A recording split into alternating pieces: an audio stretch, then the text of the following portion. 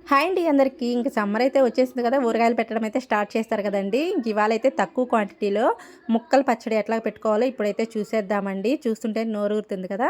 ఇక్కడైతే 2 పెద్ద సైజు మామిడికాయలనైతే తీసుకొని, ఈ విధంగా సన్నగా ముక్కల కింద కట్ చేసేసుకొని, ఈ విధంగా తుడిచేసుకొని చెమ్మ లేకుండా ఫ్యాన్ కింద అయితే ఆరబెట్టేసేసుకుందామండి. ఒక 10 నిమిషాల పాటు, 10-15 నిమిషాల పాటు నీట్‌గా ఆరబెట్టేసేసుకుందాము.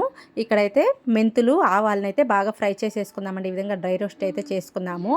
ఇక్కడైతే నేను 3 స్పూన్ల వరకు ఆవాలు, ఒక 3/4 స్పూను మెంతులైతే తీసుకున్నాను. మనం తక్కువ క్వాంటిటీలో పెడుతున్నాం కాబట్టి.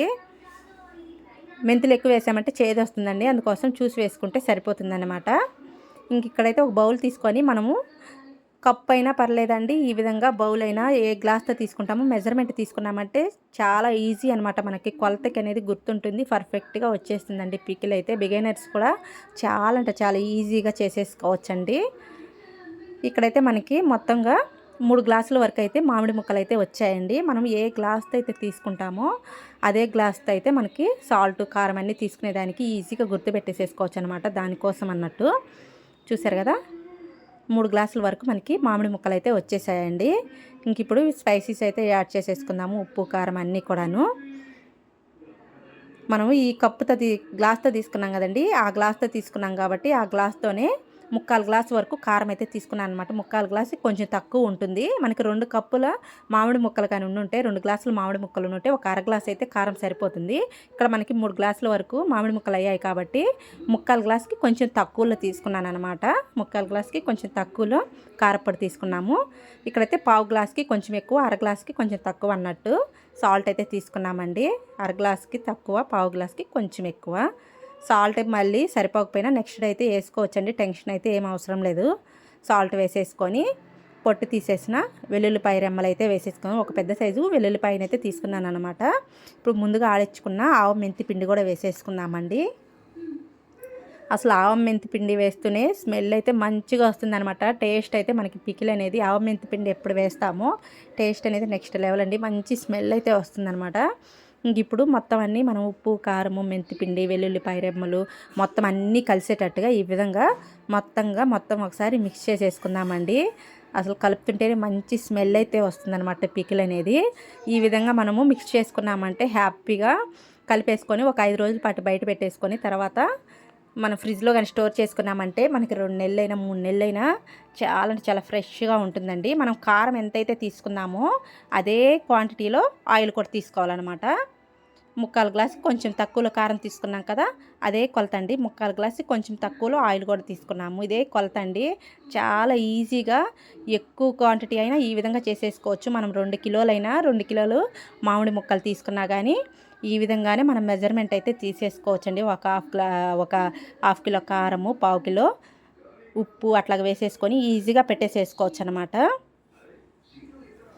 ఈ విధంగా ఆయిల్ వేసేసిన తర్వాత ముక్కలన్నీ కూడా బాగా మనము కదిపేస్తున్నట్టు బాగా గట్టిగా ప్రెస్ చేస్తూ ఉప్పు కారాలన్నీ కూడా ఆ ముక్కకు పట్టేటట్టు బాగా ఫోర్స్ చేస్తున్నట్టు మిక్స్ చేసేద్దామండి.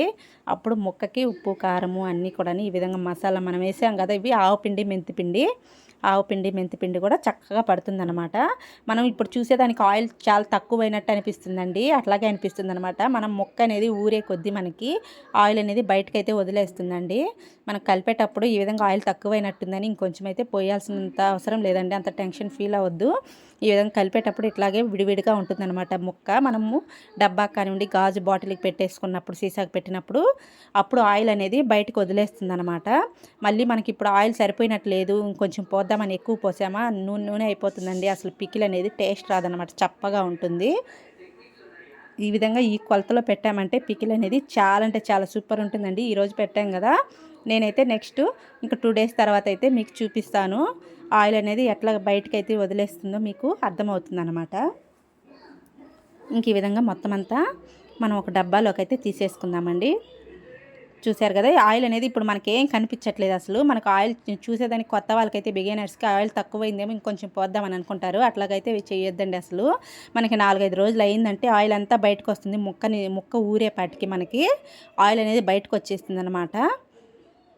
ఇప్పుడైతే దీంట్లో కొంచెం వేడి రైస్ వేసుకొని తిన్నామంటే టేస్ట్ అయితే ఇది మామూలుగా ఉండదండి. మీలో చిన్నప్పుడు ఇలా ఎంతమంది తిన్నారో నాతో కామెంట్ రూపంలో అయితే షేర్ చేసుకోండి. చాలా బాగుంటుంది కదా టేస్ట్ అయితే. ఈ విధంగా మనం కలుపుకొని తినడం వల్ల సూపర్ టేస్ట్ అనిపిస్తుంది. అప్పుడే కలిపిన పికిల్లో ఇట్లాగా వేడి రైస్ వేసుకొని తిన్నామంటే, నెయ్యి వేసుకున్నామంటే ఇంకొంచెము ఎక్సలెంట్గా ఉంటుందన్నమాట తినేదానికి.